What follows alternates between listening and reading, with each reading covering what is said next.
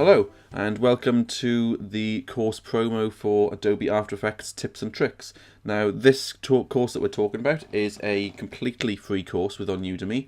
So let's look at what the course will cover. In this course we're going to cover loads and loads of different tips and tricks and little techniques within After Effects that you can use to speed up your workflow and avoid sort of common errors within the software. So, a little bit about me. I've got a first class BA Hons in visual effects and motion graphics. I then did some time in industry before I went back to uni to get my MA in animation.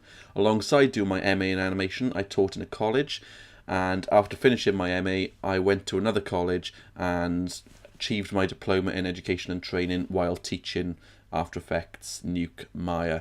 And now I'm back in the first college that I was at, and I'm teaching After Effects, Photoshop, Maya, Nuke, and all the visual effects and motion graphics programs. So just want to cover the course goals. By the end of this course, you should be able to work faster and more efficiently in Adobe After Effects. You'll also be able to optimize After Effects' preferences to make the software run not only faster, but to avoid common errors due to memory issues as well.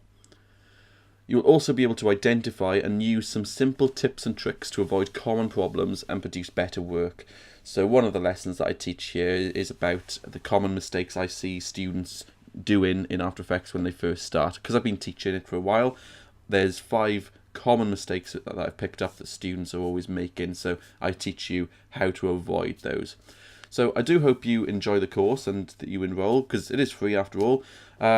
If you can leave a review and a rating, that'll be really helpful for us. But yeah, I hope to see you inside the lesson. Cheers. Bye.